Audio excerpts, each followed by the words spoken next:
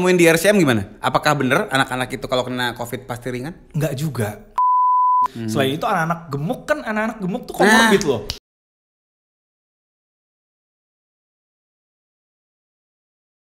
Oke sobat sehat, selamat pagi, siang, sore, malam. Ketemu lagi sama gue Dr. Dika di One Jack Talk, dimana kita bakal ngobrol-ngobrol asik dan santai seputar kesehatan, pastinya bareng narasumber yang kece dan terpercaya.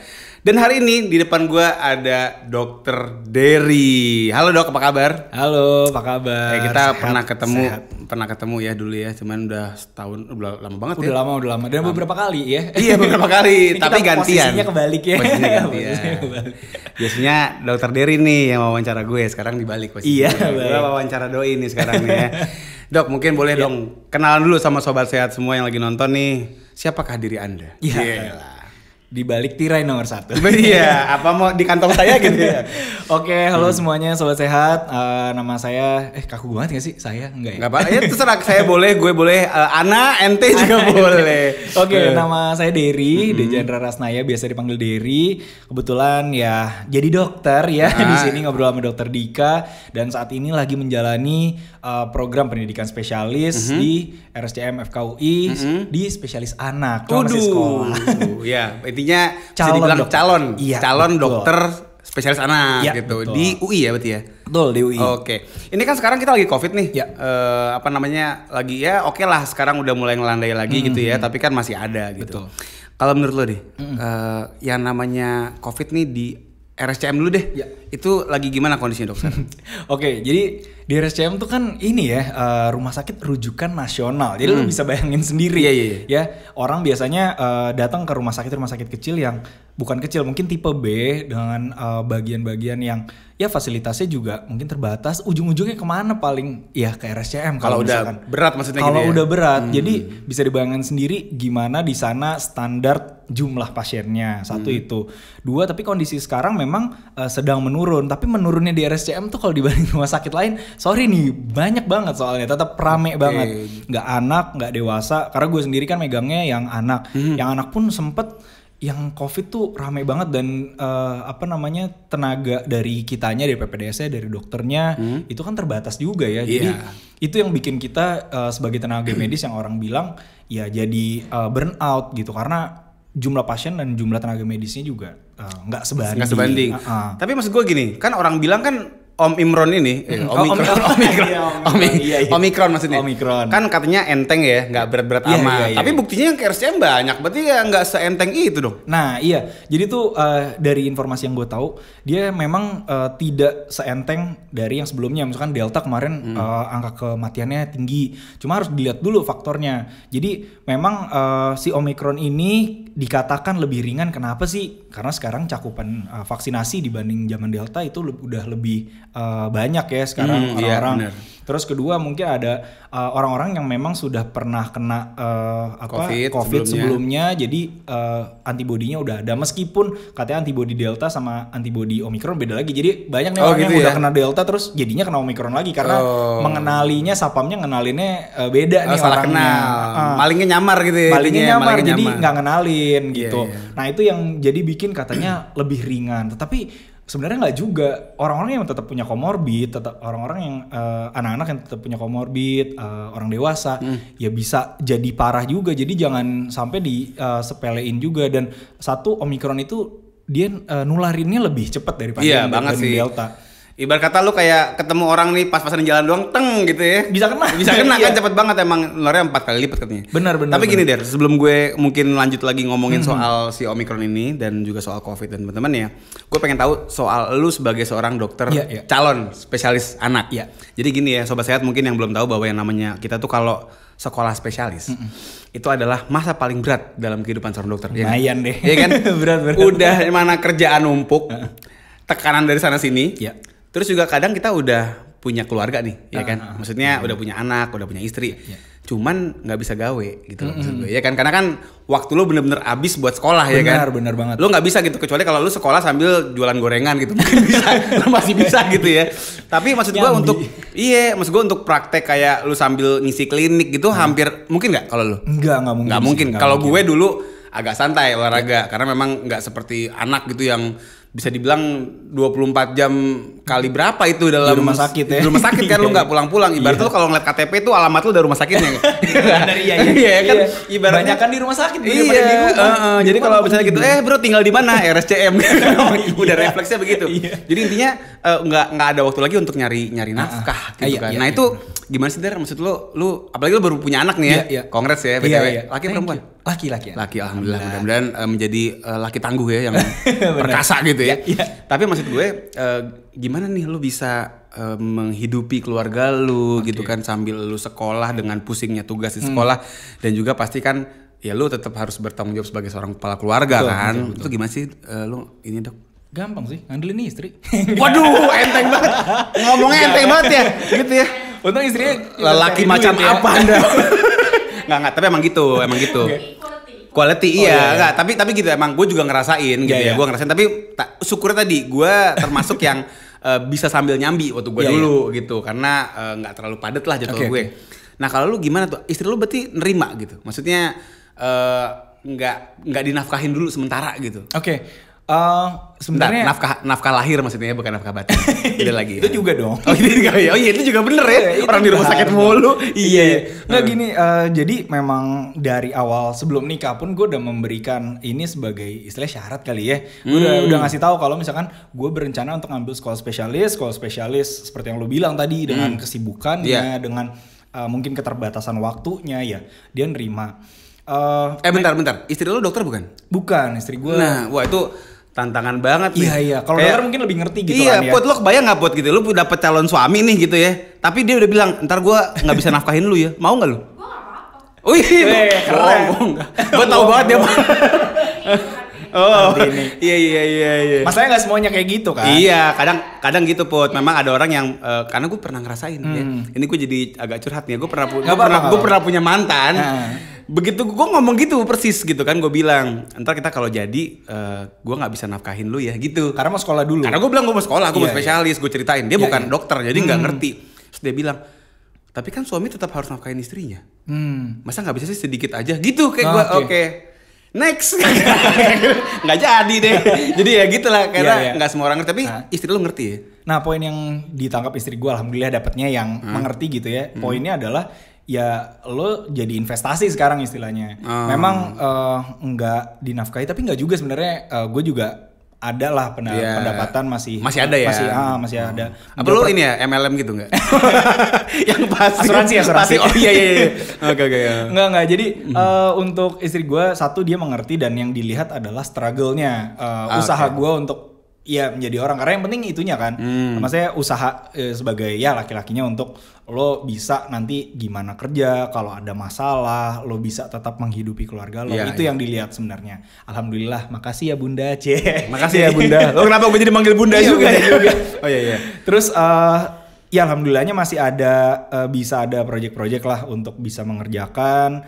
Tapi untuk yayasan ayah bunda sebenarnya juga udah gak ngasih sih. Mungkin ada gue mikir lu punya yayasan beneran loh. Maksudnya ini ya sumbangan dari atas gitu ya. Iya dari orang tua itu alhamdulillah juga. Maksudnya gue udah gak dikasih juga. Ya oke sih. Jadi masih ada beberapa pemasukan lah alhamdulillah. Meskipun dari waktu yang sangat terbatas ini gue masih bisa nyambi. Dan ya manajemen waktu sih dan manajemen tenaga, karena pada dasarnya ketika lu punya kerjaan yang sebenarnya lu bisa delegasikan, ya lu delegasikan dengan menyisihkan misalkan sebagian uang lo untuk bayar nih orang untuk mengerjakan pekerjaan lo yang ya gajinya lebih untungnya income-nya lebih. Jadi intinya biarkan uang yang bekerja untuk Anda. Kayak orang MLM gue ya. Gue tau kan bawa brosur gitu kan. Iya. Capek gak sih Anda tuh kerja untuk uang? Gitu kan bisa gitu kan. Oke lah. Kita geser lagi. Ya jadi itu poinnya. Harus kayak gitu sih. Karena bagaimanapun ya lo tetap harus berusaha nggak menyerah sepenuhnya untuk lo jadi ya gue mau sekolah spesialis. Memang nanti insya Allah kedepannya gue punya penghasilan. Tapi saat ini bagaimanapun ya lo tetap harus berusaha lah minimal gitu. Berapa tahun target lo Der? Kalau tepat waktu 4 tahun untuk spesialis anak. 4 tahun. Iya. Jadi buat para perempuan-perempuan di luar sana yang sering ya mendambakan calon suami seorang dokter. Tidak mudah. Jangan langsung dianggap enak ya. Akan ada masanya di mana mungkin Anda lah yang akan menjadi tulang punggung keluarga. Jadi sabar-sabar dulu gitu ya. 4 tahun lumayan loh. 4 tahun tuh nggak sebentar. Dan itu kalau tepat waktu. Kalau on time. Kalau misalnya agak tesisnya agak ngarit ya kan. Agak jarang sih. Jangan lupa bayar semesternya belum. Oh iya, belum bayar semester lagi. Intinya memang ya pokoknya gitu ya. Pokoknya para perempuan yang mendambakan calon suami seorang dokter, pikir lagi. Jadi kalau calon Anda calon dokter atau dokter, pikir lagi nggak? Harus sabar-sabar karena lo itu untuk long run ya. Masa sih. depan sih insya Allah terjamin. Insya Allah. Tapi sekarangnya ngap. Habis lewat 4 tahun sih insya Allah balik modal. Oh satu lagi, ini kan lagi COVID.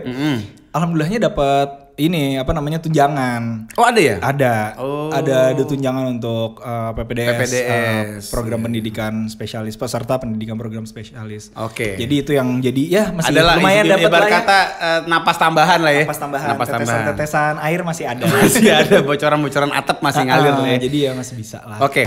Sekarang kita ngomongin soal anaknya nih. Lu kan ibarat kata menjadi dokter calon spesialis anak. Ya. Artinya lu akan menangani anak-anak gitu kan yang jujur ya, gue nih waktu zaman gue koas dulu. Itu gue paling males. Kenapa? Gini lah, lu kalau ke dokter nih, enak gitu kan lu ngejelasin apa yang sakit lu gampang gitu. Iya. Apa yang sakit gitu. Oh iya nih dok, batuk 3 hari.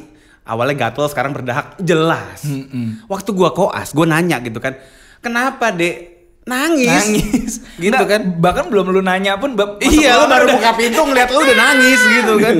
Malah nggak, gue kocak, temen gue pernah waktu koas ujian akhir koas tuh, itu pasiennya anak, dia nanya anaknya apa, sakitnya apa, anaknya nangis.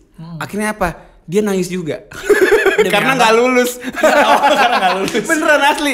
Gue nggak tahu gue mesti ngapain. Anaknya nangis terus. Dia ikutan nangis. Akhirnya di onsite di depan penguji dia nangis. Jadi sejak itulah gue kayak berpikir ya udah gue nggak mau jadi dokter anak. Tapi lucunya teman gue itu akhirnya sekarang spesialis anak. Oh iya. Ya jadi, mungkin takdirnya gitu. Tapi gue pribadi kayak ngerasa nggak deh. Kayaknya gue bukan tipe orang. Gue sayang anak. Artinya gue suka main sama anak kecil. Tapi main bukan meriksa. Gitu ya. Kenapa lu mau jadi dokter anak dia? Oke. Kenapa? Jadi pertama karena memang gue ada keluarga dokter anak, jadi maksudnya bisa lah untuk melanjutkan. Karena kakek gue, kakek gue dokter anak. Banyak lo dokter? Enggak, bukan. Oh, enggak. Jadi memang dari gue pribadi keinginannya pengen melanjutkan apa istilahnya cita-cita kakek gue. Padahal kakek gue juga nggak pengen, ya kalau nggak pengen jadi dokter anak nggak apa-apa. Cuma dari guanya sendiri. Satu itu, gue karena gue ngeliat anak-anak itu masa-masa dimana lo akan terbentuk sebagai manusia gitu. Calon generasi penerus maksudnya. Betul, calon generasi penerus. Jadi apa yang terjadi pada anak-anak itu akan menjadi outcome ketika mereka menjadi dewasa dalam hal apapun ya, dalam hal secara psikis, dalam hal secara fisik gitu. Jadi ketika mereka dari kandungan ya, dari kandungan dan ketika lahir mereka dipupuk dengan kasih sayang. Oh, sakit dengan urea, pupuk urea bukan ya? Tumbuh daun di palanya nanti. Pupuk kandang apalagi jangan. Iya, maksudnya diberikan kasih sayang, dikasih makan yang sehat. Nah, mereka akan menjadi anak yang sehat. Tapi kalau misalkan dari kecil istilahnya kasih sayangnya mungkin kurang, terus misalkan makanannya kurang sehat, nah anaknya kan juga jadi gedenya nanti sakit-sakitan. Iya sih, sakitnya juga nggak hanya secara fisik ya, secara mental juga bisa ya. Secara mental juga bisa. Oh, makanya kenapa sekarang anak Jaksel banyak yang kena mental issues. Karena mungkin karena pemupukannya kurang. Iya. Nah itu dia. Jadi menurut gue masa anak-anak adalah masa yang sangat-sangat penting, masa emas untuk mereka menjadi individu yang berkualitas gitu. Jadi itu yang pengen gue kejar ketika menjadi dokter anak, ya gue harus menjadi dokter anak yang baik biar dari kecil mereka udah mendapat semuanya. Gue bisa mengajarkan masyarakat, biar mengajarkan anak-anak tuh penting, karena gedenya itu mereka akan jadi orang seperti apa tuh tergantung dari kecilnya. Gitu. Itulah. Dan kalau sekarang menurut lo Der, ini apa sih isu yang lagi hot tentang anak gitu? Artinya kemarin kan suka banyak juga dibahas soal stunting, kan? Tapi juga sekarang juga mungkin yang banyak dibahas juga dan diperdebatkan di khalayak umum itu adalah soal PTM, ya kan? Anak-anak nih diminta untuk tatap muka, ya kan? Jadi belajarnya lihat-lihatan gitu, gurunya tatap muka kan? Nah, terus ternyata angkanya naik lagi. Terus sekarang banyak juga yang akhirnya dirumahin lagi kan, di-zoomin lagi. Itu ada nggak sih mungkin yang lo lihat dari kacamata seorang dokter calon spesialis anak tuh apa sih yang kelihatan? Oke, jadi masalah tuh memang ada aja ya, banyak. Kalau nggak masalah nggak hidup istilahnya. Bener. Nah kalau misalkan masalah saat ini masalah PTM tadi itu ya dari rekomendasi dari IDAI, Ikatan Dokter Anak Indonesia, tentunya belum menyarankan untuk bisa PTM, untuk bisa tatap muka, pendidikan untuk tatap muka di sekolah. Karena apa? Mungkin bisa menjaga protokol kesehatannya ketika di sekolah, mungkin dibatasin lah, dijarakin lah, pakai masker lah. Tapi apakah bisa dipastikan? Belum nanti transportasinya ya. Anak misalkan di antara orang tua misalkan bisa lebih aman. Tapi kalau misalkan anak naik angkutan umum udah terpapar lagi dengan dengan lingkungan luar, nyampe di sana belum makan siangnya nanti gimana, belum jajannya, ketemu sama yang jualan apakah dia sehat atau tidak gitu benar. Ya. Misalkan dengan guru-gurunya, apakah guru-gurunya juga bisa dipastikan sehat atau tidak gitu. Jadi kembali lagi ketika mereka bisa tertular dan anggapan orang-orang nih, salah satu mitos yang sering dianggap anak mah akan ringan gejalanya. Itu gimana? Gitu. Yang lo temuin di RCM gimana? Apakah bener anak-anak itu kalau kena COVID pasti ringan? Enggak juga. Jadi yang harus diperhatikan ya, tadi menyambung yang tadi jadinya anak-anak itu gejalanya nggak pasti ringan karena ya apakah orang tuanya kadang tahu anaknya dari kecil punya masalah yang sebenarnya tidak terdeteksi, yaitu yang menjadi komorbid. Selain itu anak-anak gemuk tuh komorbid loh. Itu jangan salah loh. Itu dia. Padahal orang tua beranggapan kalau misalkan anak-anak gemuk itu lucu sih. Jadi gini Der, gue punya anggapan gini. Zaman dulu orang bilang itu namanya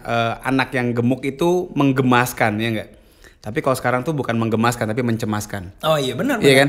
Karena memang itu banyak banget orang-orang yang lucu ya gitu. Anaknya kayaknya makin gampang digelindingin makin lucu gitu. Iya. Padahal ya tadi itu buat COVID itu malah makin berat ya. Kalau bisa kita bilang komorbid itu komorbid sebenarnya. Gitu. Dan banyak nggak sih sekarang? Karena gini, di satu sisi kita ngomongin stunting, which is kurang gizi, yang anaknya kurus-kurus banget. Tapi sebenarnya di sisi seberangnya itu juga ada obesitas pada anak yang memang juga jadi masalah buat COVID apalagi ya. Betul. Banyak berarti sekarang. Kalau lebih sering lihat mana sekarang? Kalau gue pribadi sebenarnya masih ngeliat anak-anak yang stunting, yang gizi buruk, itu masih banyak.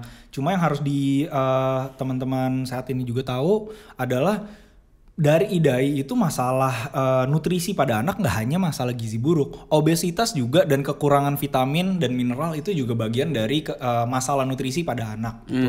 Jadi ya masalah malnutrisi adalah nutrisi yang salah gitu ya. Jadi nggak hanya kurang atau berlebihan. Nah obesitas juga. Obesitas anak anak yang dari kecil itu obesitas, dia akan berisiko lebih tinggi menjadi obesitas juga ketika dewasa nanti. Betul. Nah itu kan juga jadi masalah juga ketika dewasa ya, nggak hanya pada saat anak-anak aja. Kalau misalkan lo dewasa ya, Dr. Dika sering bahas sendiri ya. Nanti masalah penyakit metabolik jantung lah, diabetes dan segala macam gitu. Jadi komorbid yang harus dilihat dan harus disadari, anak punya COVID nggak melulu ringan karena bisa jadi ada gejala-gejala komorbid yang mereka sebenarnya atau orang tuanya nggak menyadari sehingga bisa jadi kondisi yang lebih parah. Kalau misalkan di RSCM sendiri gue lihat memang namanya RSCM karena penyakit-penyakitnya sulit, banyak kan punya komorbid dan ya biasanya nggak selalu ringan bahkan berat. Ya. Iya. Apalagi kalau apalagi kalau RSCM kan terutama dia sebenarnya rujukan ya. Iya. Artinya memang kasus-kasus berat kan dia akan dilempar ke situ kan. Iya betul. Oke, sekarang gue mau ngobrol juga soal ini Der. Kan sekarang vaksin udah mulai ke anak SD. Iya benar. Yang lo lihat sekarang orang tua itu ini berani nggak sih untuk memvaksinkan anaknya? Karena kan banyak banget ya di grup WhatsApp gitu loh, kayak misalnya jangan mau divaksin gitu, itu ditanemin chip lah segala macam ya kan. Masih aja sih potato chip kali. Pokoknya yang aneh-aneh dah gitu, yang memang bener-bener kayaknya nggak make sense. Tapi sedihnya pada percaya. Iya benar. Nah kalau pada anak gimana nih? Apalagi anak-anak pada mulai divaksin, apakah orang tua kita ini di Indonesia itu masih banyak yang kemakan mitos? Itu gimana yang lo lihat? Kalau yang gue lihat sih masih lumayan banyak ya. Karena gini, masalah vaksin gak hanya ini vaksin COVID baru loh ya. Vaksin-vaksin dasar yang disarankan oleh pemerintah dari IDAI aja yang udah berpuluh-puluh tahun aja masih ada yang reluctant, masih ada yang merasa ragu, masih ada yang nggak mau. Bahkan banyak yang anti-vax, apalagi anti-vax kan sampai nyebar-nyebarin ke orang itu kan jadi menyulitkan gitu. Gitu. Jadi susah. Nah untuk vaksin COVID sendiri itu sekarang masih banyak keraguan sih kalau gue lihat. Jadi memang dari kita dari bagian anak, dari IDAI itu nggak capek-capek, nggak lelah-lelah untuk mengajak orang tua untuk bisa vaksin, karena ya bagaimanapun vaksin memberikan antibodi tanpa harus perlu anaknya sakit gitu. Meskipun ringan tapi nggak ada yang tahu kenapa harus dibiarkan sakit dulu, karena ada yang berpikiran, ini salah satu mitos yang sering terjadi juga nih. Apa tuh? Orang kalau misalkan orang tua membiarkan anaknya, oh yaudah biarin aja sakit, dia nanti dapat antibodi sendiri sakit. Kalau ringan. Kalau misalkan sedang atau berat, apalagi punya komorbid yang tidak disadari anaknya kenapa-kenapa, lu mau membayar waktu dan tenaga dan hati lu untuk anak lu yang sakit. Iya benar. Dan gue baru punya anak ya, gue alhamdulillah anak gue belum pernah sakit, tapi gue ngeliat anak gue divaksin aja, gue kemarin disuruh soalnya, udah dok vaksin aja sendiri. Vaksin apa? Vaksin BCG maksudnya? Kemarin BCG sama karena udah 2 bulan udah masuk yang DPT dan kawan-kawan gitu. Nah itu sebenarnya tinggal cus aja kan, biasanya kalau anak orang kayak udah aja, colok-colok aja gitu kan. Kalau ini anak sendiri ini juga mitos nih ya. Ini mitos lain lagi nih. Orang bilang gini, enak ya kalau orang tuanya dokter, anaknya sakit gampang. Gampang dari mana? Jadi kita nih ya, kalau misalnya gue pribadi nih ya, gue ngerasain gini, kalau anak gue sakit, itu gelar dokter gue hilang. Tetep aja lu jadi orang apalagi tua, kan? Emaknya. Iya. Emaknya juga dokter. Emaknya ini anak gue dokter juga. Tapi begitu udah sakit itu karena apa ya, mungkin kecemasannya kali, betul, parnoannya. Betul. Itu jadi kayak nggak dokter gitu. Benar. Kadang-kadang gue yang kayak situ dokter kan, tahu kan harusnya gimana, tapi hilang. Jadi ngerti. Gue juga akhirnya ngerti karena gue punya anak dan bener banget. Punya anak ketika punya anak sendiri dan lu menjadi dokter anak, lu jadi lebih bisa simpati atau empati kepada orang tua yang anaknya sakit gitu. Karena anak sakit tuh ngerasa wah beda, bener kata lo. Gelar dokter hilang. Gue langsung cemas, gue langsung kayak nggak bisa, gue nggak tega gitu. Iya bener. Tapi balik lagi tadi ngomongin soal yang COVID ya. Itu kan memang sekarang banyak banget tadi mitos yang aneh-aneh. Termasuk kayak lo kalau disuntik ntar berubah jadi siluman komodo atau apa gitu misalnya, yang bener-bener aneh. Tapi ini menurut lo terasa nggak sih dampaknya untuk laju vaksin terutama pada anak-anak? Iya. Harusnya sih ini ya tetap bisa dilakukan karena penelitiannya juga udah lumayan meyakinkan lah ya. Terus orang tua yang nggak perlu ragu untuk memberikan memberikan antibodi, memberikan pertahanan kepada anaknya untuk tidak tertular COVID. Meskipun lagi-lagi gue mau mematahkan mitos kalau misalkan jangan deh lu beranggapan kalau anak sakit COVID, apalagi yang Omikron katanya lebih ringan, pada anak lebih ringan lagi. Enggak kayak gitu. Gue lihat di rumah sakit anak-anak yang nggak ada komorbid aja bisa berat gitu, bisa sesak, dan lu ngeliat anak sesek nggak teganya, nggak tega banget lah, ya Allah gitu. Masih pakai oksigen, pakai oksigen, dan dengan mereka yang engap gitu nafasnya usaha banget. Nah itu kayak anak lelep gitu kan. Iya, kita aja yang ngeliat dewasa aja kayaknya nggak kuat ya. Jadi pada orang tua janganlah lu egois dengan inian lo sendiri, nggak mau anak lo divaksin tapi anak lo yang sakit gitu. Karena itu hak mereka untuk vaksin, nggak hanya vaksin COVID tapi vaksin yang mereka harusnya bisa dapatkan, dan mereka harusnya bisa terlindung dari penyakit-penyakit yang harusnya sekarang udah nggak ada. Oke. Atau gini Der, kan sekarang banyak banget ya sumber-sumber dari ya Google lah, orang googling sendiri, ngeliat di YouTube apa segala macam kan. Sumber bejibun. Betul. Tapi ada nggak sih Der, mungkin lo juga bisa ngasih tips ya buat sobat sehat semua, kita bisa dapet sumber yang bener itu dari mana sih? Karena kalau kita minta nih ya baca jurnal, ya kan itu ya Allah, dia habis baca langsung dapat gelar SK atau paling atau dapat 2 SKS itulah istilahnya. Penelitian kan berat banget bacanya gitu. Kita aja kan ngejelimet gitu. Itu ada nggak sih caranya biar praktis dapat infonya tapi valid gitu loh? Ya. Sebenarnya ini di era teknologi yang maju ini sebenarnya ini bukan masalah ya, tapi memang harus memilih-milih mana sumber yang baik untuk lo baca, karena semua sumber, semua informasi bisa lo dapatkan dari internet. Dengan lo hanya mengetik mau tahu apa lo bisa dapat, tapi masalahnya sumber mana yang baik atau yang seperti lo tanyakan. Jadi banyak sekarang dari Menkes itu udah menawarkan website dari IDAI kalau untuk khususnya dari bagian anak. Informasinya kan valid karena mereka dari dokter anak, dari yang memang ahlinya, dari Kemenkes juga udah memberikan informasi dan websitenya, informasi yang ya bisa lo semudah itu lo cari. Terus lo juga bisa dapatkan sekarang ada telemedicine, aplikasi, semua kan itu udah hal yang mudah, tapi tinggal lo malas mikir atau lo malas usaha aja untuk gitu bener. kan. Bener banget. Jadi gampang banget lu nanya telemedicine kan sumbernya dari dokter juga. Lu bisa tahu tanpa lu perlu kalau misalkan ada orang-orang yang takut ke rumah sakit ya istilahnya gitu. Itu lu bisa telemedicine juga nggak hanya lu bisa chat, tapi biasanya mereka juga mengeluarkan artikel-artikel yang memang ditulis bisa sama dibaca. Dokter juga itu bisa lu. Jadi harapannya sih kalau dari IDAI gitu kan, dari ID itu nggak bakal tuh ada ngomongin Bill Gates gitu, nggak bakal ada situ. Ya dengan segala ngomongin ininya ya. Iya enggak lah, masa ngomongin apa namanya konspirasi ya enggak. Jadi intinya kita mesti bisa nyaring lah mana yang memang sumber yang kita rasa valid gitu kan, dan ya udah ikutin itu. Dan kalau emang lu ada kenalan ya kenapa nggak tanya aja? Iya, semudah itu kan. Suka gini masalahnya tuh orang yang kalau gue perhatiin ya gitu kan di WhatsApp grup keluarga, apalagi di sering ini kan. Itu tuh dia yang bener-bener kayak misalnya dia nyebarin artikel yang hoax banget, terus di bawahnya ditambahin tuh maaf sekedar klarifikasi. Ya Allah. Iya kan? Iya. Masalahnya kalau orang mau klarifikasi ke grup yang nggak ada yang kompeten untuk mengklarifikasi, itu bukan jadi terklarifikasi, tapi menjadi sesat berjamaah. Makin sesat, iya kan? Nah, itulah yang memang kita mesti pintar-pintar banget ya kalau kita mau bicara nyebar info gitu kan. Memang hanya berbagi, sekedar meneruskan dia kan ngomongnya gitu kan. Sekedar mengingatkan. Mohon maaf, sekedar berbagi dari grup sebelah gitu kan. Ya kalau emang gak ada gunanya buat apa gitu. Malah kita bikin orang jadi cemas dan jadi tadi sesat istilahnya. Jadi ya please lah, mungkin lo ada ini kali Der mau disampaikan sama sobat sehat di rumah. Apa aja sih yang mungkin perlu kita ingat terus, perlu kita kerjain, terutama mungkin buat anak ya. Kepada anak yang kita punya di rumah. Apa yang mesti dilakukan? Pertama nggak lelah untuk menetapkan protokol kesehatan ya, baik untuk orang tuanya, baik untuk anaknya, dan yang sobat sehat harus tahu adalah banyak sekarang sebenarnya klaster keluarga. Jadi dari keluarga satu rumah deh tuh kena gitu ya. Jadi protokol kesehatan bagi orang tua yang baru pulang kerja, jangan cuma anaknya dulu deh sebelum mandi gitu ya.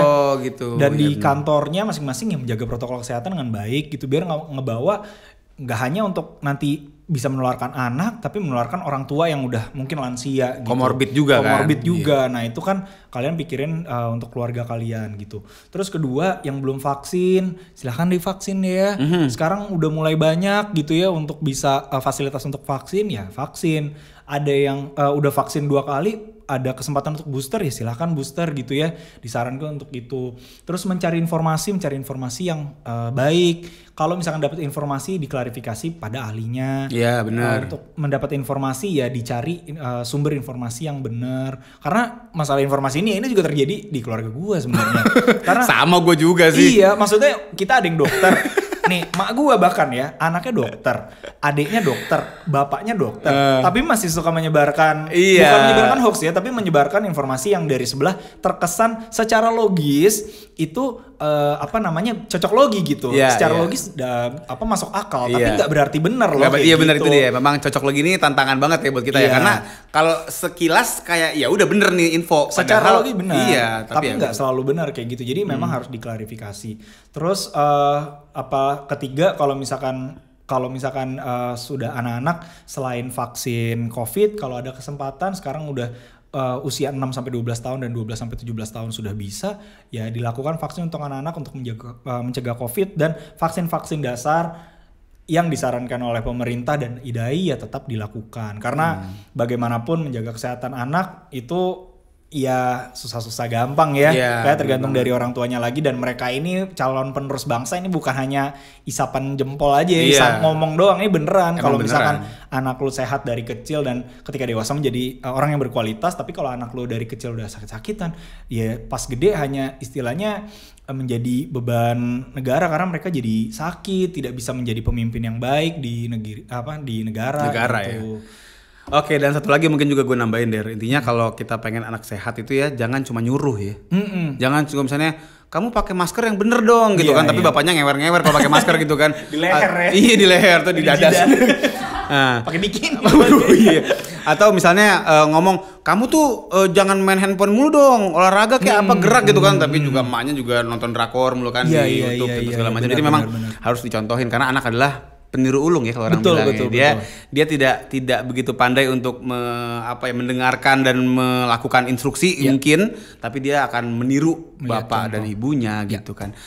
Oke, Der, ini kalau kita bicara mau ngobrol panjang lebar ini bisa sampai besok kita ya. Iya, nggak ada habisnya keluar gitu dari sini, kasihan pada kelaparan nih ntar orang-orang ya. Jadi kita bakal ngobrol-ngobrol lagi ntar Der ya. Thank you banget nih udah mau berbagi. Sip, thank you banget Dr. Dika, Wanjek sudah mengundang gue untuk bisa sharing-sharing. Semoga next time bisa sharing lagi dan bisa ketemu lain kesempatan untuk bisa sharing lagi. Iya, thank you banget nih udah nyempetin juga di sela-sela kesibukan lo yang jadi calon spesialis anak ya, semoga lancar studinya. Amin. On time 4 tahun. Amin. Jadi bisa segera menafkahi keluarga ya. Thank you banget ya Der ya. Thank you. Dan buat sobat sehat semuanya, jangan lupa nih untuk saksikan kembali ya Wanjek Talk. Kita bisa dilihat pertama di YouTube ya, di Wanjek TV. Silakan di komen, like, share, and subscribe jangan lupa. Dan juga bisa di Instagram ya. Di akunnya di wanjek.indonesia. Di situ juga banyak banget info-info keren yang bisa kalian dapat. Oke, kita ketemu lagi kalau gitu di kesempatan berikutnya. Gue Dr. Dika dan juga Dr. Dery pamit. Terima kasih. Assalamualaikum warahmatullahi wabarakatuh dan stay healthy, stay safe. Dadah. Dah.